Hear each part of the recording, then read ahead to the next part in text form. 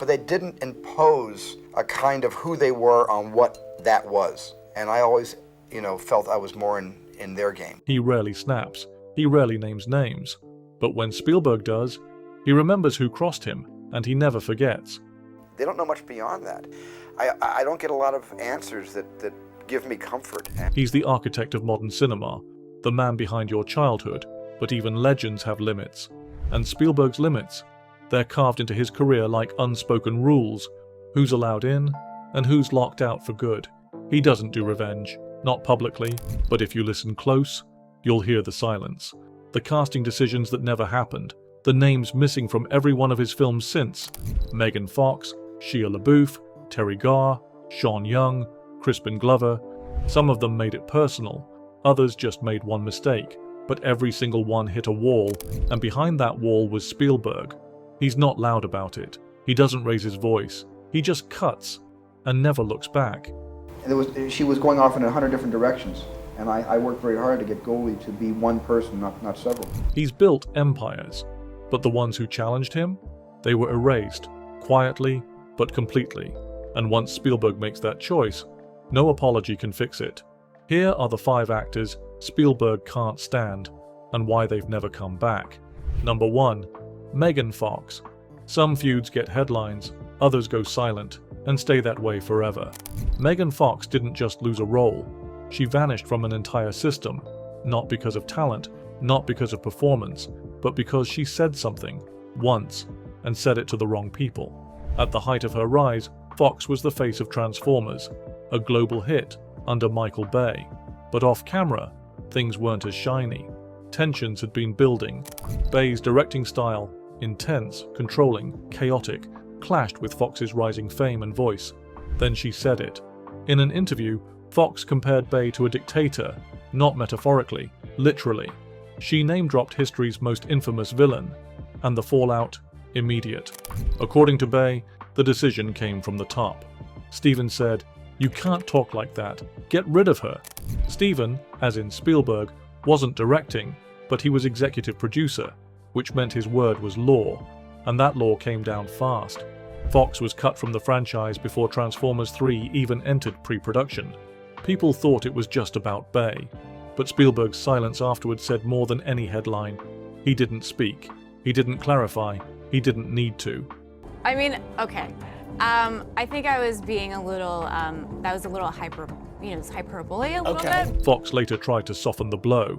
She claimed the quote was taken out of context, that she was young, that it was sarcasm. But Spielberg doesn't deal in apologies. He deals in permanence. Years later, reflecting on her career's sudden downturn, Fox admitted, "I was never really forgiven, not by the ones who mattered." She was blacklisted, not officially, not on paper, but in the way that really counts in Hollywood. No DreamWorks offers, no Spielberg-linked projects, no second chances. And not just from Spielberg, but from the system that listens to him. Fox called the experience humbling. But humility doesn't reopen locked doors. Spielberg, famously protective of his legacy, doesn't react to controversy. He erases it. And for someone like Fox, loud, opinionated, young, that made her disposable. Behind closed doors, Spielberg is known for rewarding loyalty and punishing unpredictability. His collaborators often stay with him for decades. But the reverse? When trust breaks, it never gets rebuilt. There's people in this town who can forgive anything. Spielberg's not one of them. Fox was never recast in another Spielberg production. She wasn't even considered. Not for voice work, not for cameos, not even for background roles in projects orbiting his creative sphere. That's the thing with Spielberg. He won't drag you in the press, he just vanishes you. And that silence? It's louder than any statement. Number 2. Shia LaBeouf. Some actors speak their truth. Shia LaBeouf shouted his, and Spielberg heard every word. LaBeouf had it all. Young, magnetic, unpredictable. A raw nerve wrapped in charm. Spielberg saw a spark and built around it. Disturbia, Transformers, and then the crown jewel, Indiana Jones and the Kingdom of the Crystal Skull. It was supposed to be a passing of the torch, Harrison Ford's successor, Spielberg's new centerpiece. Instead, it unraveled in public. After the film's release, LaBeouf didn't just dodge responsibility, he redirected it. Critics were brutal. But what hit harder was that Shea didn't disagree. He echoed the same complaints and aimed them squarely at the people who hired him. "I feel like I dropped the ball on the legacy that people loved and cherished. You can blame it on the writer, and you can blame it on Steven." That was the line. That was the fracture. Not just disappointment, but blame. Direct, on record, and delivered without hesitation. For Spielberg, loyalty is everything. You can make mistakes. You can even tank a film. But what you don't do is air it out in public, especially when it involves a franchise tied to his legacy. But LaBeouf didn't stop there. In later interviews, he mocked the script, called the plot unreal, claimed the movie lacked emotional depth, and most cutting of all, he implied Spielberg had lost his edge, was out of touch with what modern audiences wanted. I understood what was being asked of me and what the pressures were, what the audience was, how big it was, and how important it is. Harrison Ford, ever the professional, tried to contain the fallout. He dismissed Shea's comments as youthful ignorance, called him a talker, said he'd learned to keep his opinions to himself. But Spielberg wasn't waiting for growth. He simply disconnected. There was no phone call, no meeting, just silence. LaBeouf, once Hollywood's rising star and Spielberg's chosen one, was no longer in the room. Years later, when reflecting on the situation, LaBeouf said, "I broke the trust. You don't get that back with Steven." And he was right. There was no dramatic fallout, no social media war, no smear campaign, just a quiet removal from the conversation. He stopped appearing on casting shortlists. Spielberg's camp stopped mentioning his name. One connection severed and never restored. Hollywood noticed. Studios began backing off. LaBeouf's star, once unstoppable, started to flicker. The charm gave way to unpredictability. His name became a question mark, unreliable, risky, complicated. But LaBeouf knew the exact moment it changed. When someone like Steven steps away, it's not a break, it's a shut. And Spielberg? He never looked back. Since Indiana Jones 4, Spielberg has worked with dozens of actors. Some newer, some returning for their fourth or fifth collaboration. But not Shea. Never again. Because for Spielberg, it's never just about talent. It's about presence, reliability, emotional discipline, trust. And once that trust cracks, even slightly, there's no rebuilding it. LaBeouf wasn't just cut off. He became the example. The case study of what happens when loyalty is traded for a headline. He went from Spielberg's next leading man to a cautionary tale carved into Hollywood's memory. Number 3. Terry Garr. This one didn't explode. It just disappeared. Terry Garr was never supposed to vanish from Spielberg's world. In fact, she helped shape it. In Close Encounters of the Third Kind, she played Ronnie Neary, wife of the man obsessed with the stars. It wasn't a huge role, but it mattered. It added the human cost to the film's dreamlike obsession. Spielberg was still young then, still raw, still building. Garr had already worked with Scorsese, Coppola, Altman. She brought experience, presence, humor. But behind the scenes, something never clicked.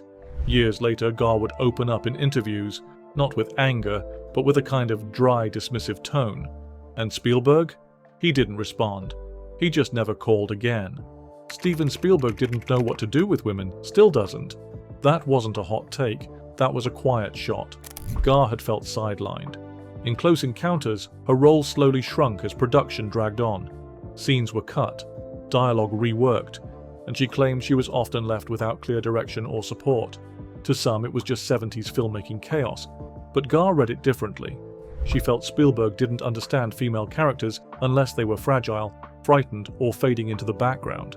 In another interview, she joked, "Most of my performance ended up on the cutting room floor, and Spielberg never explained why."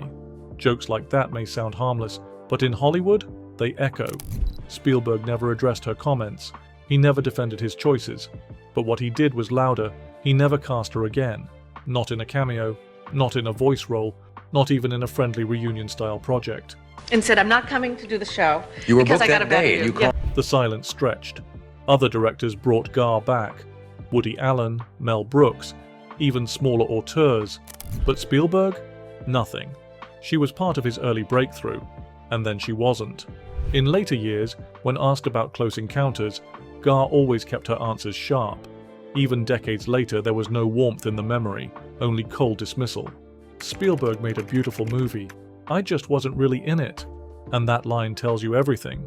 Because Gar isn't the only actress who's hinted at being lost inside Spielberg's male-heavy narratives, but she's one of the only ones who said it out loud. For Spielberg, that matters. He doesn't chase conflict, but he doesn't forget it either. His casting tells his stories, even when his interviews don't. Gar's legacy is strong, Oscar-nominated, culturally beloved, but in Spielberg's world, she's a ghost. Frozen in Close Encounters, never brought forward again. And that's how he ends it. No phone call, no fallout, just silence. That never breaks. Number 4. Sean Young. Some people get blacklisted. Sean Young says she was erased. Her story isn't just about a single film or one explosive moment. It's about a slow, steady freezing out. And while Spielberg's name was never on the headlines, Young believes his shadow was behind more doors than anyone ever knew. Sean Young rose fast. Blade Runner, No Way Out, Wall Street. In the 80s, she was electric, cool, sharp, magnetic. But Hollywood didn't know what to do with a woman who wasn't afraid to speak her mind. And Sean? She didn't just speak, she went off script. Often. One of her most repeated claims is that the real reason she stopped landing major roles was because of an invisible blacklist, a quiet exile from the industry's inner circle. And Spielberg? She's hinted more than once that his silence played a role. You don't need to say anything out loud to make sure someone doesn't get hired. Young never worked with Spielberg, not once, not even during her peak, and for an actress of her caliber, in her prime, that's rare, especially considering she fit the profile of Spielberg's early casting style: mysterious, complex, memorable. So why wasn't she ever brought in?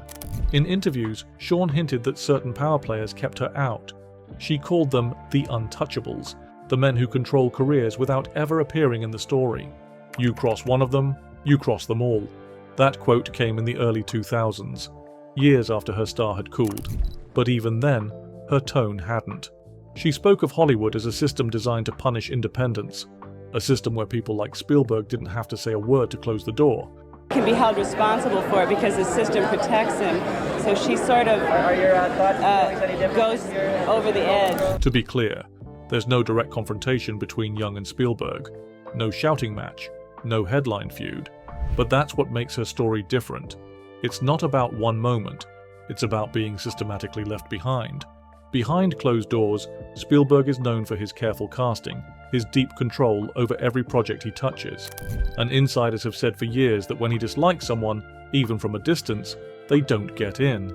Young knew it, and she said it plainly. There are people who will never forgive you for not playing the game, and they make sure you don't play it again. Her later career became a patchwork of indie films, brief returns, and comeback attempts. But the big studios? The Spielberg machine? She was never invited in, not once. That silence? It was louder than any tabloid. Because when Spielberg doesn't want you in the room, he doesn't argue. He just makes sure you never find the door. Number 5. Val Kilmer. Not every feud makes headlines. Some just turn into silence that stretches for decades. Val Kilmer is one of those names that comes with an asterisk in Hollywood. Brilliant on screen, unpredictable off it.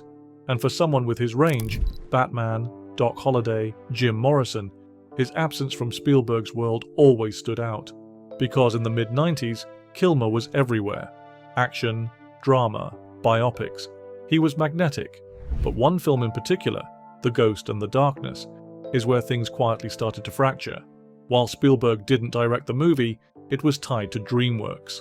And if Spielberg wasn't directly pulling the strings, his fingerprints were still in the mix. That's when the whispers started.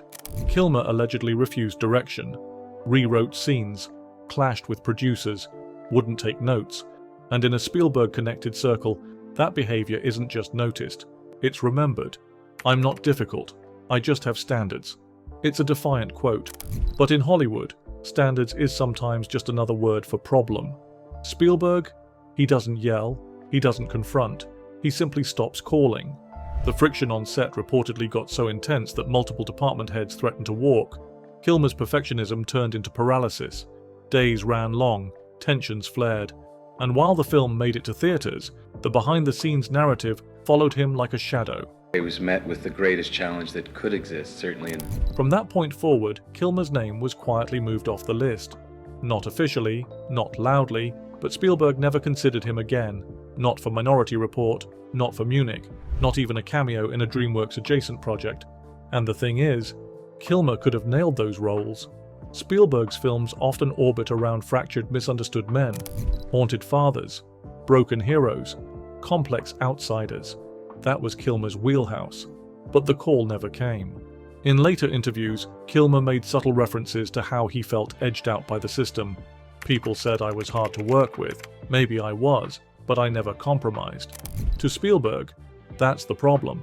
Because compromise isn't failure, it's function. It's the fuel that keeps the machine running. Behind closed doors, Spielberg's camp has always valued predictability. Not blandness, but balance. You can be intense, as long as you're focused. Passionate, but never chaotic. And Kilmer? He was a wild card with a $10 million budget. For Spielberg, that's a gamble you only make once, if ever. I wasn't exiled, I just stopped being invited. That one line from Kilmer's memoir says everything. No formal blacklist, no public condemnation, just silence. And in Spielberg's world, that silence is final. To this day, the two have never crossed paths again. Not professionally, not publicly. Val Kilmer's talent is undeniable, his legacy is secured. But in the Spielberg universe, the door closed quietly and never opened again. Because one moment of friction can undo an entire future. And with Spielberg, when trust is broken, there's no second take. He never raised his voice. He didn't need to. With Spielberg, silence was the final decision, and it lasted forever. You didn't always know when it happened. There wasn't a scene or a statement. Just one day the phone stopped ringing. These five didn't lose roles. They lost access to the director who shaped legends and never gave second chances.